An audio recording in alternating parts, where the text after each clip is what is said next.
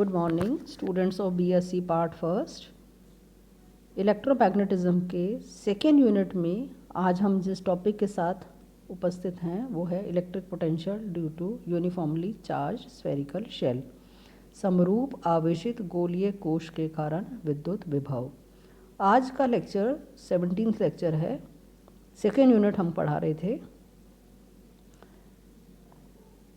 Electric potential आपको निकालना है यूनिफॉर्मली चार्ज स्फेरिकल शेल के कारण। तो सबसे पहला हम क्या करते हैं, हम एक आर त्रिज्या का गोलीय शेल यानी स्फेरिकल शेल, जिसे गोलीय कोश भी कहते हैं, वो एक कंसीडर करते हैं। So let us taken a spherical shell of radius R. This is say spherical shell, capital R is its radius, O क्या है, उसका सेंटर है। अब इस गोलीय कोश के कारण जिस पर आवेश जो है वो Q आवेश यूनिफॉर्मली डिस्ट्रीब्यूटेड है, तो हम क्या करते हैं कि इसकी सरफेस डेंसिटी पहले निकालते हैं। सो सरफेस चार्ज डेंसिटी, जिसे पृष्ठ आवेश घनत्व कहते हैं, उसे सिग्मा के द्वारा डिनोट किया जाता है। And this sigma is equal to charge per unit surface area.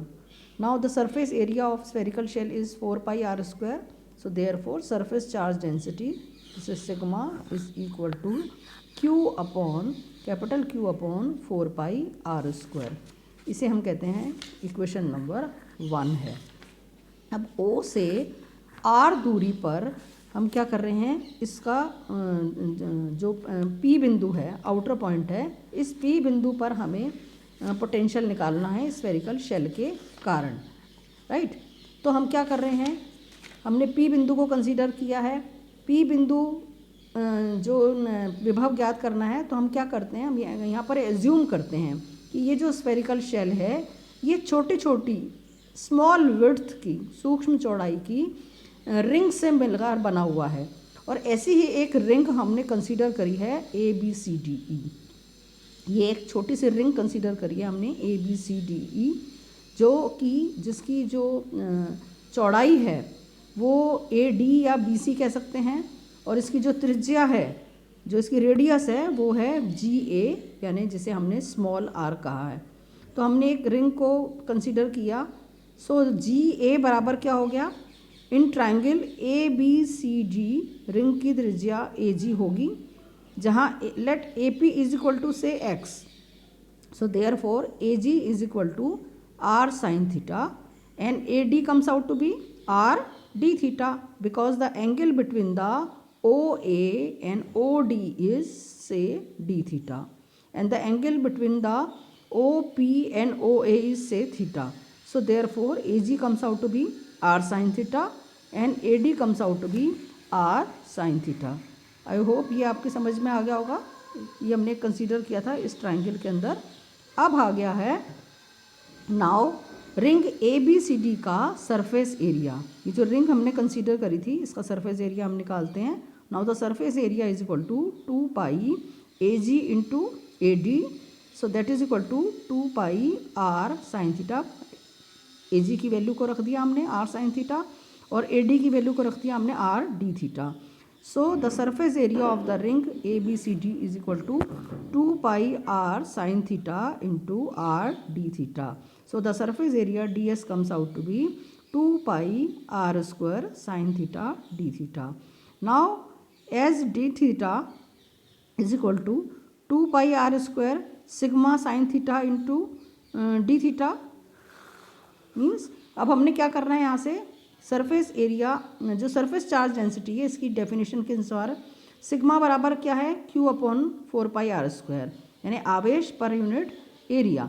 So Q बराबर क्या हो गया, sigma into 4 pi r square. So therefore DQ charge on the, this is over, that is, I hope ये आपकी समझ में आ रहा होगा। दिस इज DQ,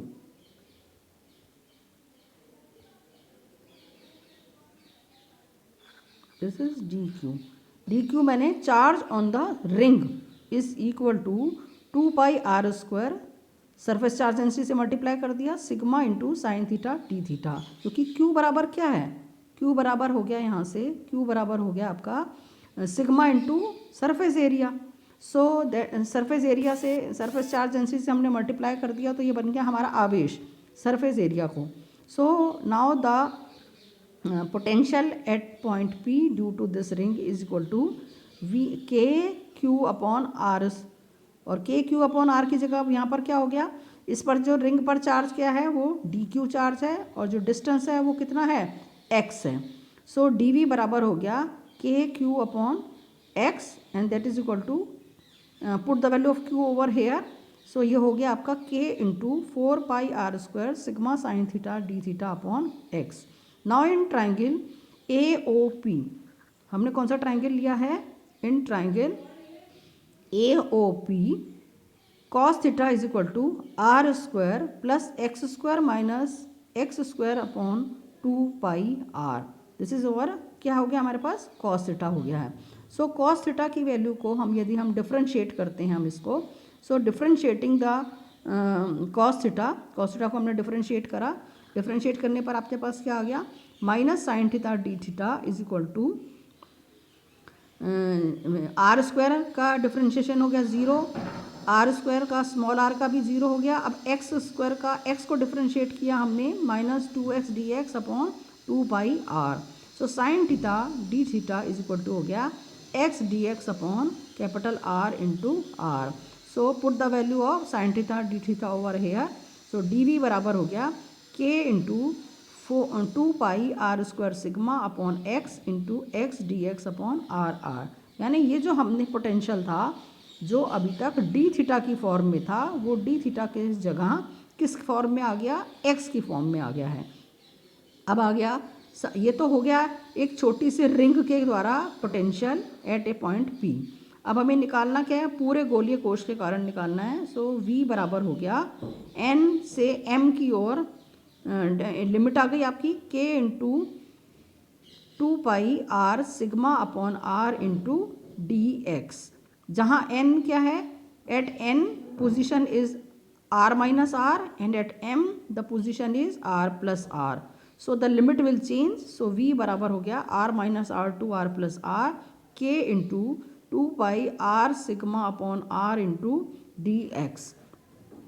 अब बाकी चीज़ें क्या हैं, कांस्टेंट है, dx का इंटीग्रेशन हो गया x, लिमिट रख दी हमने x माइनस R से x प्लस R.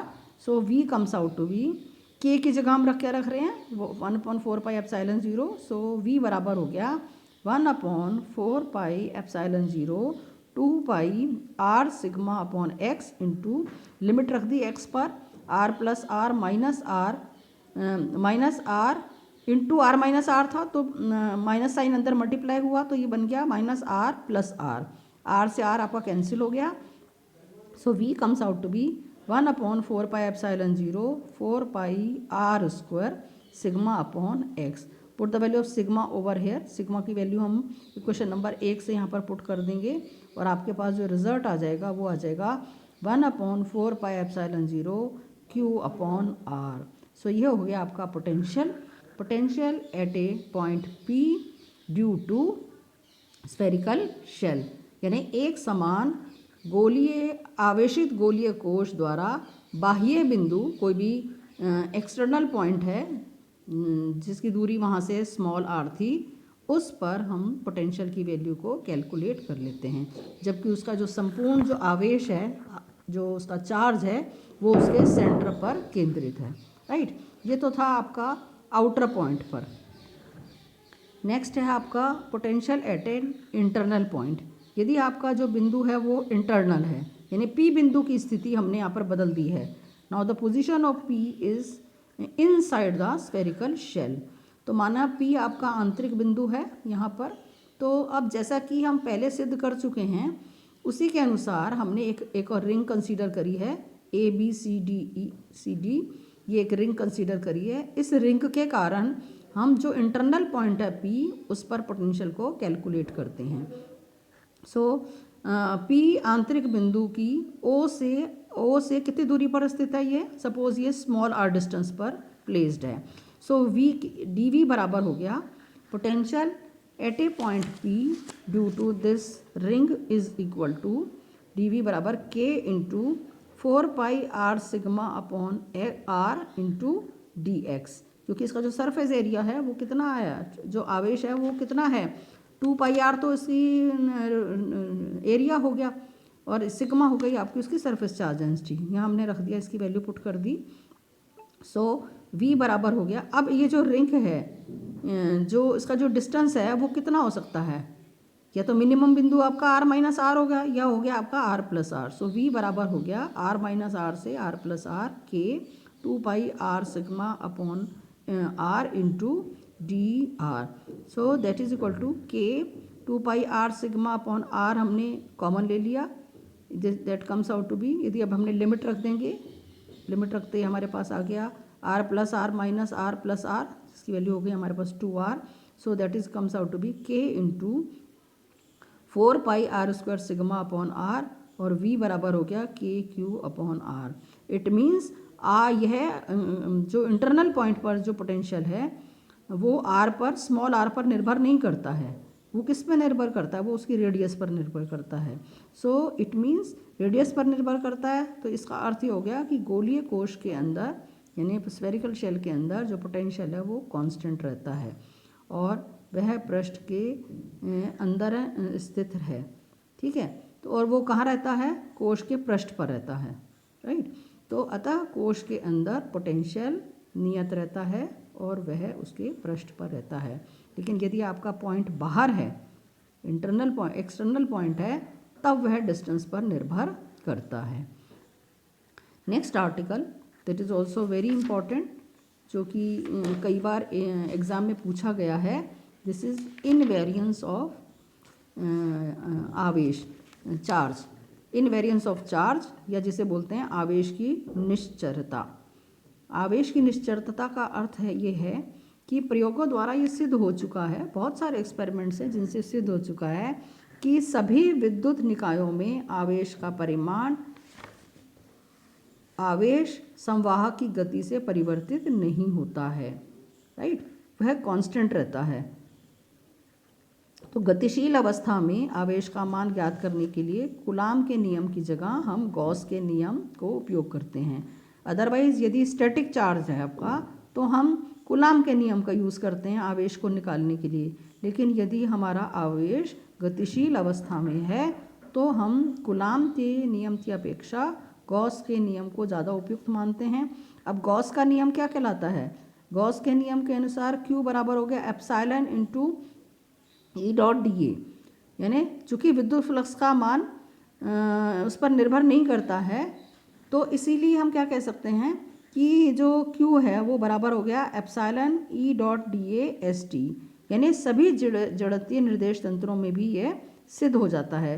यदि आपका जो निर्देश तंत्र है वो आपका चेंज हो रहा है तो थ्योरी ऑफ रिलेटिविटी के अनुसार भी हम ये कह सकते हैं कि यदि किसी आवेश का मान एक रेफरेंस उसमें निकाला गया है, तंत्र में निकाला गया है, तो दूसरे जड़त्वीय तंत्र में, दूसरे इनर्शियल फ्रेम के अंदर भी वह उसका मान उतना ही प्राप्त होगा, यानी वो सेम रहेगा।